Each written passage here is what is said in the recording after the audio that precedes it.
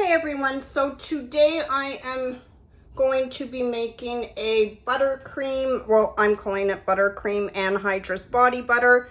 I have weighed out my ingredients. I have included in this body butter BTMS 50. I really personally like the skin feel of BTMS 50 in anhydrous body butters.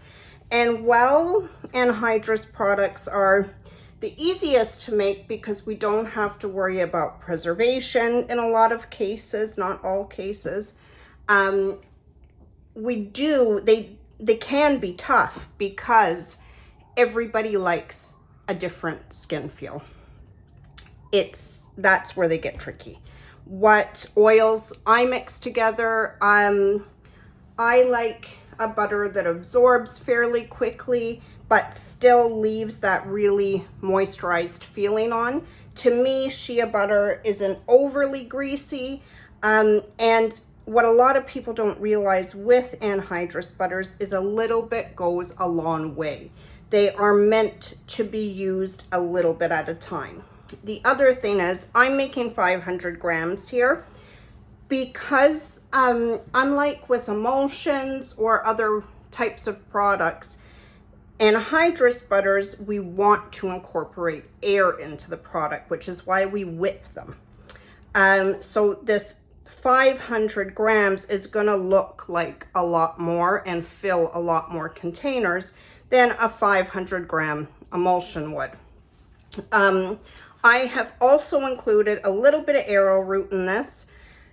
A great thing to think about, cocoa butter. Cocoa butter is my favorite hard butter. I personally love the smell of it. I know it's not for everybody. I grew up with cocoa butter. I love it.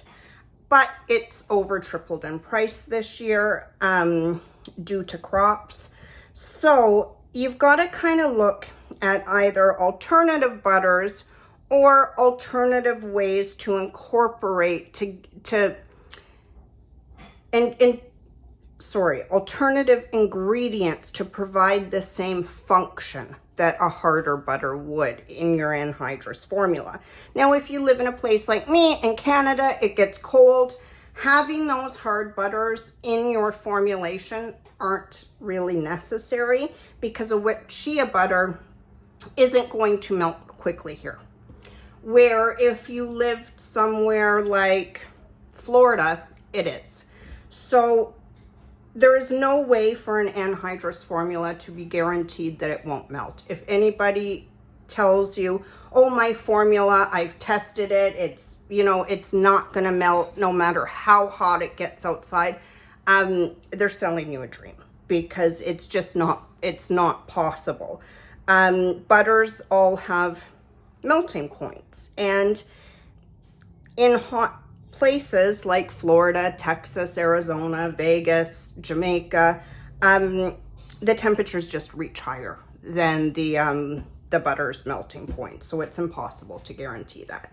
But what you can do is buy yourself some time, and we do that by either incorporating a harder butter or an emulsifier will work much better because an emulsifier's melting point is much higher than that of a hard butter.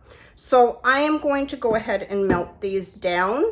I wanted to go over the cooling process with you guys because it's really important to cool shea butter in the fridge. But what you want to make sure you do, a trick, anyways, you don't have to do it, it's a trick that I use. If you let your butters cool for too long before you whip them, a lot of times your beautiful whipped cream like butter will turn hard the next day. So what I do is I stir them partway through. I let them get to a semi-solid. I try to whip it. If it doesn't whip yet, I put it back in. And that's just trial and error based upon the individual formulation. And that works for me because I like the butters to stay that whipped cream texture throughout the course of their shelf life. So that is a trick that I've learned over the years. I am going to melt these and Be right back. Okay, so as this melts, I do stir it. I've also put my arrowroot in this phase. You don't have to. You can, if you find the formula is a little bit too greasy at the end of it, you can always add additional arrowroot. I like to put it in the melting phase just because you don't have to worry about clumps. Then it just makes life easier, but you can put it in either phase. Like if you wanted to add more at the end, you definitely can. If you are using the double boiler method, I use hot plates, but if you do choose to use the double boiler, or that's what you have handy, by all means you can.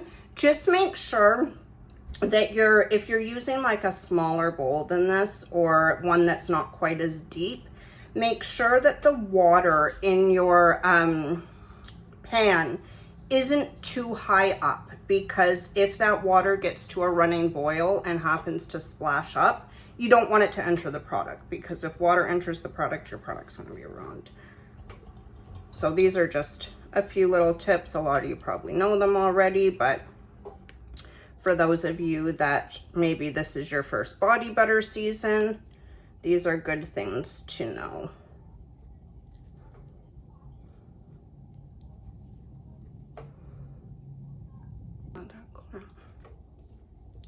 So I melt it down slowly, just so that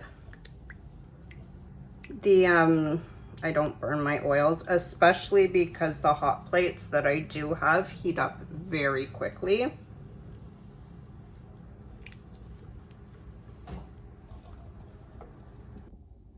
Okay, so notice how there's like pieces of the emulsifier still in there. That's because the emulsifier has the highest melting point. So you can kind of use this to relate to if your product was exposed to warm temperatures outside, that the BTMS 50 has a much higher melting point than the oils and the soft and hard butters that are in the formulation. So that just kind of is a way to show you what I mean when I say that they do definitely buy you some time. Okay, so now you can see those little specks are almost gone. That's almost all melted down. And you, like stirring it, I can feel that the product has thickened up a bit because the BTMS 50 is fully melted now, or just about fully melted.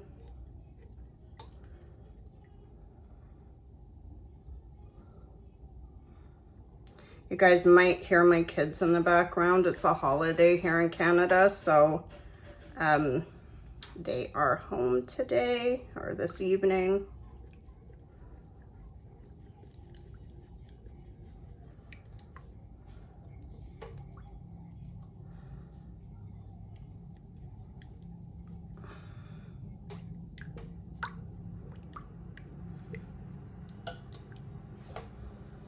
Okay, so now I am going to pop this in the fridge, and I will be back and I will show you what it looks like before you should start whipping it. I'm using a stand mixer, so it's going to be a little bit difficult. I can't mix by hand. My arthritis is just too bad. But I will show you at what point you should start whipping.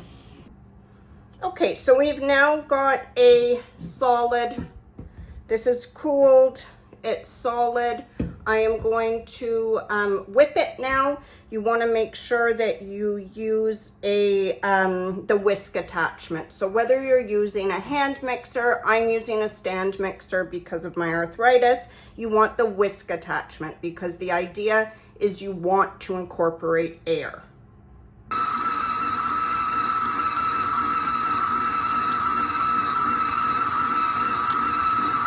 Okay, so I have mixed this. I started at a low speed. I worked it all the way up to get it extra fluffy.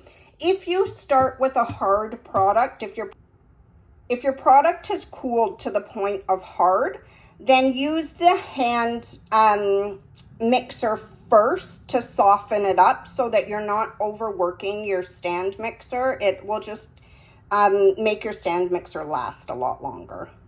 Okay, so I've added my vitamin E, I've added my fragrance.